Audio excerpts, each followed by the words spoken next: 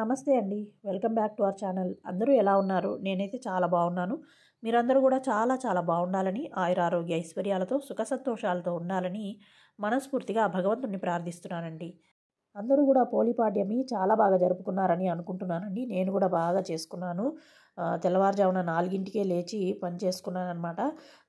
అందుకని దీపాలు వెలిగించుకోవడం కోసం ముందు రోజే అంతా కూడా సిద్ధం చేసుకున్నాను. కొంచెం నూనె వేసి ఒత్తులు నానబెట్టుకుంటే ఎక్కువసేపు వెలుగుతాయి కాబట్టి ముందు రోజు రాత్రి అంటే సాయంత్రం పూజకు స్నానం చేసుకొని దీపారాధన అది వెలిగించుకొని దేవాలయానికి వెళ్తూ ఉంటానన్నమాట. మా ఇంటి దగ్గర ఉండే ఆలయానికి అక్కడ కూడా దీపాలు వెలిగించి కార్తీక పురాణం వినడము, హారతి ఇస్తారు స్వామికి, అదంతా స్వీకరించి ప్రసాదం కూడా తీసుకొని వస్తాను. అది వెళ్ళే ముందు అంతా కూడా రెడీ చేసుకొని పెట్టేసుకున్నాను. ఎందుకంటే స్నానం చేసుకొని శుచిగా ఉన్నాను కాబట్టి ఒత్తులు అవన్నీ కూడా రెడీ చేసుకొని ఆవు నెయ్యిలో తడిపి పెట్టుకున్నాను అనమాట. ఈరోజు 33 ఒత్తులు వెలిగించుకోవాలి.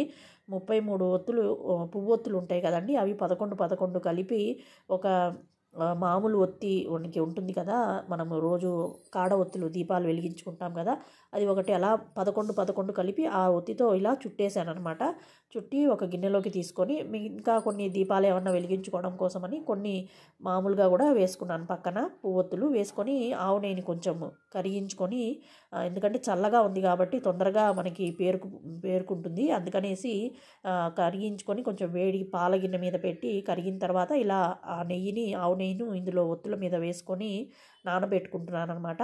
ఇదంతా రెడీ చేసుకొని పూజ రూమ్లో పెట్టేసుకున్నానండి. పెట్టేసుకొని నేను గుడికి అది వెళ్ళేసి వచ్చాను.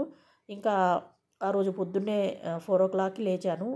మనకి పాడ్యమి కూడా 4:10 వరకే ఉంది, కానీ మరి 3కే లేచి వెలిగించాలంటే ఈ చలి కూడా పెరిగింది, ఇంకా కొంచెం జలుబు కూడా చేసింది కాబట్టి ఇంకా 4కి అయితే లేచి 6 అయితే వెలిగించుకున్నాను అనమాట. అన్ని పనులు మళ్ళీ చేసుకొని, ఎందుకంటే శుద్ధి చేసుకోవాలి కాబట్టి ఇల్లంతా కూడా శుభ్రం చేసుకోవాలనేసి పొద్దున్నే 4కి లేచి మొహం అది కడుక్కొని బయట అది క్లీన్ చేసుకొని ముగ్గు పెట్టుకొని గడపకి కూడా పసుపు కుంకుమలతో అలంకరించుకున్నాను. తర్వాత తులసి కోట దగ్గర కొంచెం ఆవు పేడను అలికి ఇలా ముగ్గు పెట్టుకున్నాను అనమాట. చిన్నగానే పెట్టేసుకున్నాను ఎందుకంటే చలి బాగా ఎక్కువగా ఉంది. ఇంకా రోకలి ఉంటుంది, అంటే మామూలుగా గౌరీ సెట్ అని పెట్టుకుంటూ ఉంటారు, అలాంటి అలవాటు లేదు కాబట్టి ఇంట్లో ఉండే రోకలికే ఇలా పసుపు కుంకుమలతో బొట్లు అవి పెట్టేశాను. ఇంకా బాల్కనీ సైడ్ డోర్ వచ్చేసి గ్లాస్ డోర్ ఉంటుందన్నమాట, అందుకని గడపలాగా ఉండదు, అందుకని అయినా కానీ అక్కడ కొంచెం 3 చోట్ల బొట్టు అది పెట్టుకుంటూ ఉంటాను. అలా పెట్టేసుకొని ఇంకా కిచెన్లో వచ్చి మళ్ళీ కూడా ఆ పేరుకున్నాయి అనేసి కిచెన్లోనే పెట్టేసుకున్నాను.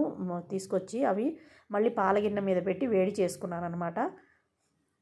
వేడి చేసుకొని తర్వాత ఇల్లంతా కూడా చిమ్మేసుకొని తుడిచేసుకొని తర్వాత చిన్నగా ముగ్గది పెట్టేసుకొని తర్వాత మళ్ళీ వచ్చి ఇందాక వీడియో తీసుకోలేదు, ముగ్గు పెట్టిన తర్వాత మళ్ళీ వచ్చి బయటకు వచ్చి వీడియో అది తీసుకొని స్నానానికి వెళ్ళాను అనమాట. స్నానం చేసుకొని తల స్నానం చేసుకొని శుభ్రమైన వస్త్రాలు ధరించి కుంకుమ పెట్టుకొని తలలో కూడా ఒక పువ్వు పెట్టుకొని కాళ్ళకు పసుపు అది రాసుకోవాలండి.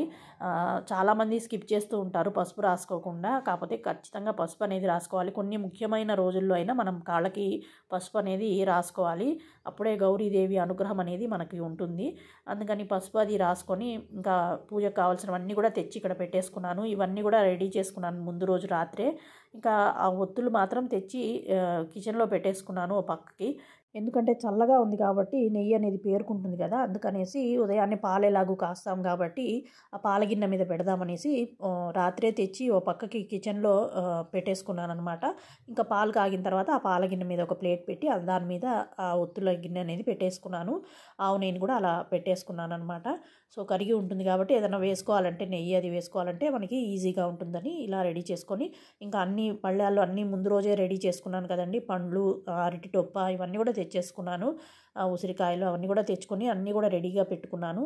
అన్నీ పెట్టుకొని అన్నీ కూడా అక్కడ తులసి కోట దగ్గర ముగ్గు అది పెట్టేసుకున్నాను. అంటే అలికి ఆవు పేడ కొంచెం నీళ్ళలో గోమూత్రంలో కలిపి కొంచెం పసుపు వేసి అక్కడ అలికి పద్మం ముగ్గు, శంకు, చక్రము, గద, ఇంకా ఆవు పాదాలు ఇవన్నీ కూడా వేసుకున్నాను అనమాట. చిన్నగా వేసేసుకొని పసుపు కుంకుమలతో అలంకరించుకొని అక్కడ ఒక పీట పెట్టుకొని పీట పైన కూడా ఇవన్నీ ముగ్గులు మళ్ళీ వేసుకొని బియ్య పిండితో తర్వాత అక్కడ శంకుచక్ర దీపాలను పెట్టుకొని మధ్యలో విఘ్నేశ్వరుని పెట్టి విఘ్నేశ్వరుడికి ముందుగా హరిద్రా గణపతికి పూజ చేసుకోవాలి.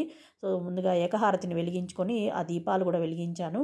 వెలిగించిన తర్వాత నేను హరిద్రా గణపతికి పూజ అది చేసుకున్నాను. పూజ చేసుకొని తర్వాత ఇత్తడి పళ్ళెం ఒకటి తీసుకొని ఆ పళ్ళానికి కూడా 5 వైపులా 5 సార్లు పసుపు కుంకుమ గంధంతో అలంకరించుకున్నాను. 5 చోట్ల అలంకరించుకొని ఆ పళ్ళెం అక్కడ ఉంచి అక్కడ కూడా చిన్నగా ముగ్గు వేసి పసుపు కుంకుమల్ని సమర్పించి ఆ ముగ్గు పైన ఆ పళ్ళాన్ని ఉంచి ఆ పళ్ళెంలో గంగాజలంని పోసుకున్నాను. అంటే నీళ్లు పోసేటప్పుడే మనం నదులలో కానీ ఎక్కడ అపార్ట్మెంట్స్లో ఉన్న వాళ్ళము, అంటే సిటీలో ఉన్న వాళ్ళం, మెయిన్గా అపార్ట్మెంట్ అని కాదు, సిటీలో ఉన్న వాళ్ళము వెళ్ళగలిగితే ఎవరైనా తీసుకువెళ్తే లేకపోతే ఇంట్లో వాళ్ళందరూ సహకరిస్తే మనకి వెళ్ళాలనే సంకల్పం ఉంటే తప్పకుండా ఏదైనా నదీ తీరానికి వెళ్ళగలుగుతాము. వెళ్ళలేని వాళ్ళు ఉంటాం కదండి.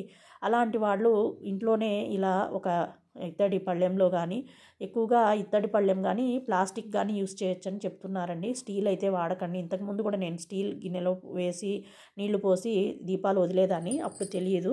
కాకపోతే ఇప్పుడు ఇత్తడి పళ్ళెంలోనే వదలాలి, లేదంటే కుదరకపోతే ప్లాస్టిక్లో అని చెప్తున్నారు కాబట్టి నా దగ్గర ఇత్తడి పళ్ళెం ఉంది కదా, అందుకని ఆ పళ్ళానికి కూడా గంధం పసుపు కుంకుమతో అలంకరణ చేసుకొని అందులో నీళ్లు పోసేటప్పుడు గంగైశ్చ యమునైశ్చైవ గోదావరి సరస్వతి నర్మదే సింధు కావేరి జలేస్మిన్ సన్నిధిం కురు అని శ్లోకాన్ని చెప్పుకొని ఆ నీళ్లు పోసిన తర్వాత కొంచెం పసుపు కుంకుమ గంధము అక్షింతలు పుష్పము ఇంకా నాణ్యము ఇవన్నీ కూడా సమర్పించి అరటి డొప్పల్లో 11 ఒత్తులు రెడీ చేసుకున్నాను కదండి, 33 ఒత్తులు ఇవి పెట్టుకోవాలన్నమాట. 3 పెట్టేసుకొని ఆ దీపారాధనను వెలిగించి దీపారాధనను కూడా వెలిగించిన తర్వాత మనము కొంచెం పసుపు కుంకుమ గంధము అక్షింతలు ఇవన్నీ సమర్పించి పుష్పము ఇవన్నీ సమర్పించి ఆ అరటి డొప్పను నీళ్లలో వదలాలన్నమాట.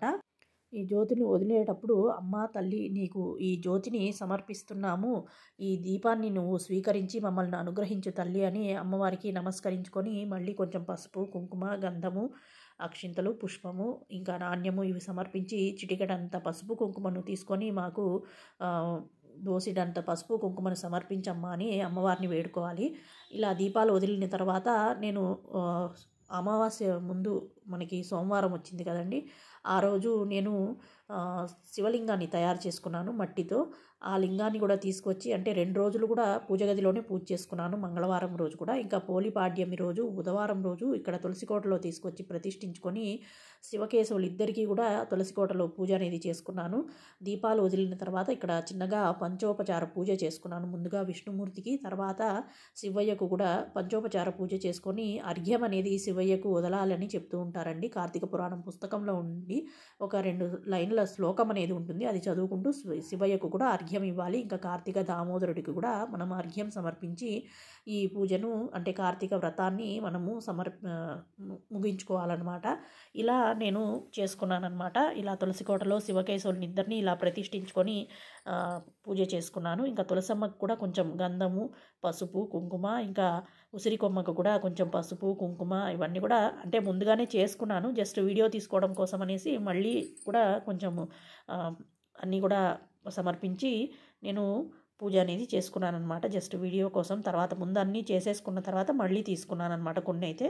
ఇంకా ఇలా పళ్ళెంలో పసుపు కుంకుమ అక్షింతలు ఇవన్నీ కూడా సమర్పిస్తూ ఉన్నాను.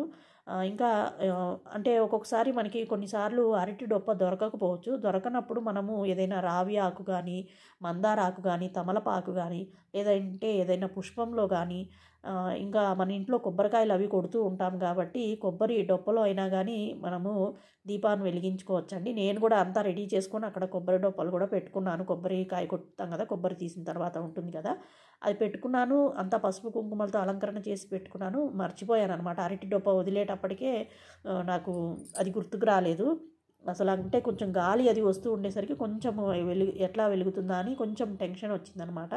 అందుకని కొంచెము అది మర్చిపోయాను. ఈ రావి ఆకుల్లోవి ఇంకా అరటి డొప్పల్లోవి అయితే వెలిగించి దీపాలను వదులుకున్నాను అనమాట. ఇలా చిన్నగా ఇత్తడి గిన్నెలో కూడా ఒకటి పెట్టుకొని వెలిగించి వదిలాను అనమాట. ఇలా 2 దాంట్లో వదిలినట్టుగా వదిలాను. ఇంకా పిండి దీపాలు ఉసిరి దీపాలు మట్టి ప్రమిదల్లో దీపాలు ఈ కార్తీక మాసంలో దీపాలకు ఎంతో విశేషము ప్రాధాన్యత ఉంది కాబట్టి ఈ అన్ని దీపాలు కూడా వెలిగించానమాట. మట్టి ప్రమిదలో ఉసిరికాయలలో ఇంకా పిండి ప్రమిదలు ఇంకా ఇత్తడి ప్రమిదల్లో శంకుచక్ర దీపాలు ఉన్నాయి కదండి, వాటితో అన్నిట్లోనూ ఈరోజు దీపారాధన అనేది చేసుకున్నాను. అరటి డొప్పను వెలిగించిన తర్వాత నీళ్లలో వదులుతూ కొంచెం ఇట్లా చేత్తో ఇలా కదిలించాలన్నమాట, కొంచెం జరుగుతున్నట్టుగా దీపం అనేది అమ్మవారిని చేరుతున్నట్టుగా అలా మనము ఇలా ఇలా చేత్తో అంటూ ఉండాలి. అన్న తర్వాత కొబ్బరికాయ కొట్టి నైవేద్యం పెట్టి ఇంకా పాలు కాచాను కాబట్టి కొంచెం పాలు, బెల్లము, పానకం, వడపప్పు ఇవి కూడా సిద్ధం చేసుకున్నాను. అవన్నీ కూడా పెట్టి నైవేద్యం పెట్టిన తర్వాత తాంబూలము, హారతి, మంత్రపుష్పము, క్షమార్పణ ఇవన్నీ కూడా చెప్పుకొని శివయ్యకు ఇంకా దామోదరుడికి కూడా అర్ఘ్యం అది సమర్పించుకున్నాను అనమాట. ఇలా నేను కార్తీక మాసంలో పోలిపాడ్యమి రోజు పూజ అనేది చేసుకున్నానండి. ఇంకా పూజ అంతా అయిన తర్వాత చివరగా నేను పోలి స్వర్గం కథ అనేది ఉంటుందండి. ఆ కథను కూడా చదువుకోవాలి. నా దగ్గర నోముల పుస్తకం అనేది ఉందండి. ఆ పుస్తకంలో చాలా రకాల నోముల గురించి కథలు అవి ఉంటాయి అన్నమాట. అందులో పోలీస్ వర్గం కథ కూడా ఉంది. ఆ కథ చదువుకుంటూ చేతిలో అక్షింతలు పట్టుకొని కథ అనేది చదువుకున్నాను. పూర్వం రజతశ్రీ ఒక ఆమె ఉండేది. ఆమెకు 5 కోడళ్ళు ఉండేవాళ్ళు. ఆ చివరి కోడలే పోలి అనమాట. ఆమె చాలా విసుక్కుంటూ ఉండేదనమాట. ఆమెకు అన్ని పనులు చెప్పడము, చిన్న కోడలంటే కొంచెం అయిష్టంగా ఉండేదనమాట. ఆమెతో అన్ని పనులు, ఇంటి పనులన్నీ పురమాయించి ఆమెతోటి అన్ని పనులు చేయించడం అలా చేస్తూ ఉండేది.